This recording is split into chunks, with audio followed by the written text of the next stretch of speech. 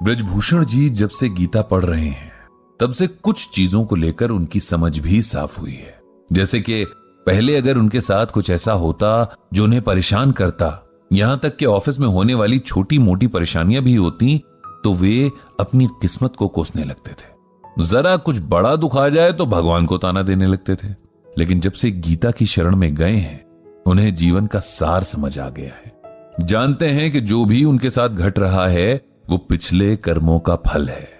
बिना भुगते वो अकाउंट सेटल नहीं होगा, इसीलिए सर झुकाकर सब सहना होगा। आखिर अपनी बोई फसल है, जैसी भी होगी शिकायत नहीं कर सकते।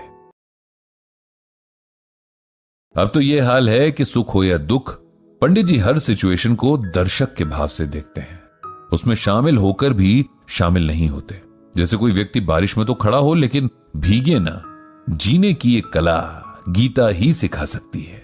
लेकिन ब्रजभूषण जी जानते हैं कि गीता पढ़ने से पहले भी ये आर्ट अगर वो सीखना चाहते तो सीख सकते थे। एक लाइव एग्जाम्पल उनके सामने था। लगातार कई साल वो उन्हें देखता रहा, उनसे मिलता और बात करता रहा, लेकिन तब उम्र इतनी छोटी और बुद्धि इतनी कम थी कि ये बात समझ ही नहीं आई।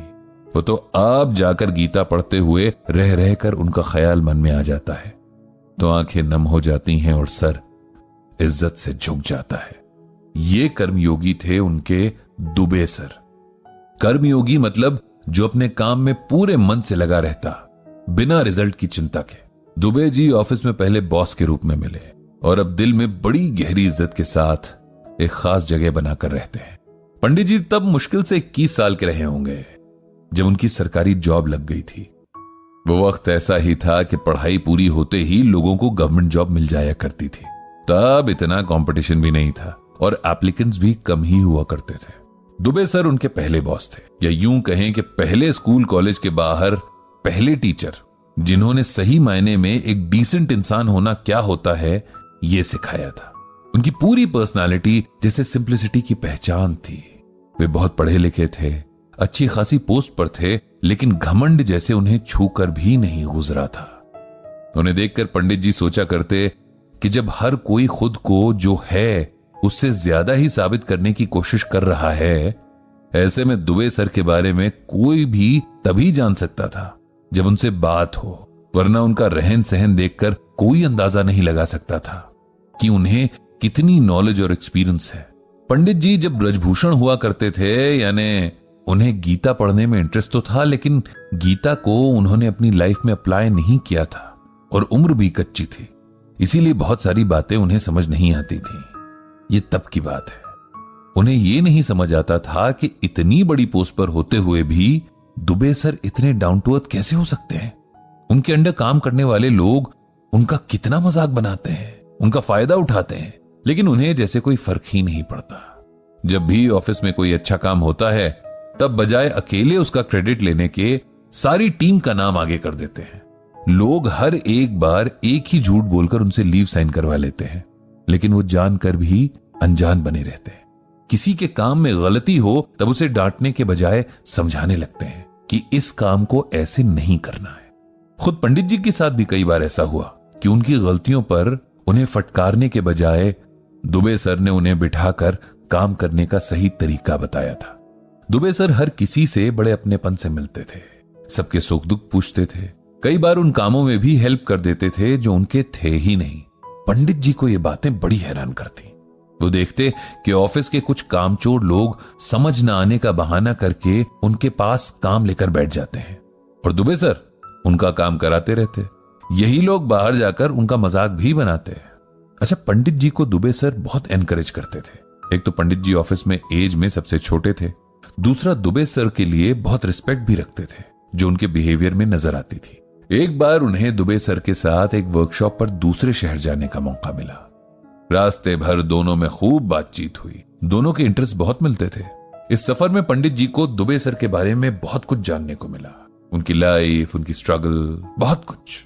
बातों बातों में पंडित जी बहुत हेजिटेशन के साथ दुबे सर से पूछ ही बैठे कि वे आखिर इतने सिंपल क्यों हैं, इतनी बड़ी पोस्ट पर होकर भी उन्हें अपनी सेल्फ रिस्पेक्ट क्यों नहीं है।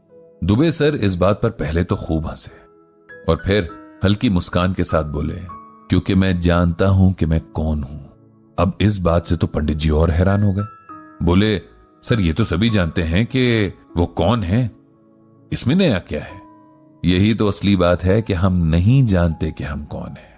जिस दिन हमें ये रियलाइज हो जाता है, सब इजी हो जाता है। और ये रियलाइज कैसे होता है? पंडित जी ने पूछा। गीता ज्ञान से, दुबे सर ने जवाब दिया। गीता हमें सिखाती है कि आत्मा और शरीर का रिश्ता क्या है और क्यों हमें किसी बात का, किसी काम का घमंड नहीं करना है। अब जैसे आपने क्वेश्चन किया कि मैं इतनी सिंपल लाइफ क्यों जीता हूं, मुझे हैरानी है कि जिस बात पर मुझे कॉम्प्लीमेंट मिलना चाहिए था, उस बात पर मुझसे क्वेश्चन किए जाते हैं। और आप पहले नहीं हैं जिसने मुझसे यह पूछा है। मेरी फैमिली के लोग तक मुझसे शिकायत करते हैं। उन्हें लगता है कि मुझे अपने स्टेटस का शो ऑफ करते रहना चाहिए, अपने अंडर काम करने वाले एम्प्लॉय से थोड़ा रोब से पेश आना चाहिए। लेकिन ये सब लोग ऐसा करते हैं क्योंकि उन्हें गीता का ज्ञान नहीं है। गीता सिखाती है कि करने वाला कोई और है, हम बस एक मीडियम यानी माध्यम है। इसीलिए हमें इस बात पर कोई घमंड नहीं होना चाहिए कि हम ये हैं, वो हैं, हमने ये किया, वो किया। अब आते हैं आपके क्वेश्चन पर कि मैं जैसा हूं वैसा क्यों हूं। तो उसके लिए आप गीता का ये श्लोक सुनिए। अनाश्रितः कर्म फलम कार्यम कर्म करोति यः सह सन्यासी च योगी न निर्निग्ना चाक्रियाः। इस श्लोक में भगवान कृष्ण कहते हैं कि हे अर्जुन, जो मनुष्य अपने कर्मों के फल की इच्छा किए बिना कर्म करता है और अपनी जिम्मेदारी को समझते हुए अच्छे कर्म करता है, वो योगी है। जो अच्छे कर्म नहीं करता वो संत कहलाने के काबिल नहीं है। अगर मैं ऑफिस में काम करता हूं तब वो काम इसलिए नहीं होना चाहिए कि इसके बदले लोग मुझे रिस्पेक्ट दें या कोई सर्टिफिकेट दें। मुझे वो काम इसलिए करना है क्योंकि ये मेरी रिस्पॉन्सिबिलिटी है। यही बात अपनी फैमिली और सोसाइटी के लिए किए काम पर भी अप्लाई होती है। अगर मुझसे किसी ने हेल्प मांगी, चाहे किसी भी इंटेंशन से मांगी, मेरा कर्म है कि मैं अगर वो कर सकता हूं तो उसे हेल्प करूं और भूल जाऊं। जितना हो सके अच्छे कर्म करूं, ऐसे कर्म जिससे कोई हर्ट ना हो, किसी का बुरा ना हो। बस अगर इस छोटी सी बात को भी हम अपनी लाइफ का एम बना लें तो संत बन जाएंगे। गीता हमें यही सिखाती है। शायद यही वो मोमेंट था जब पंडित जी को सही मायने में गीता की तरफ मुड़ने का मोटिवेशन मिला। दुबे सर ने कितनी सिंप्लिसिटी के साथ इतने डीप मैसेज को समझा दिया था। अगर एक श्लोक इतना कुछ सिखा सकता है तो सोचिए पूरी गीता तो जाने क्या क्या सिखा देगी और हमें ये क्या से क्या बना देगी। पंडित जी को यह भी तभी समझ आ गया था कि इस टाइम की जरूरत गीता को एकदम सिंपल और प्रैक्टिकल लैंग्वेज में लोगों तक पहुंचाना है ताकि लोग इसे समझें और लाइफ में अप्लाई भी करें। दुबे सर के लिए पंडित जी के दिल में एक बहुत बड़ी जगह बन चुकी थी। वो उनके टीचर थे, ऐसे टीचर जिन्होंने जिंदगी जीने का सही मेथड बस एक श्लोक में समझाकर आगे की मीनिंगफुल लाइफ की राह दिखा दी थी। तो ये था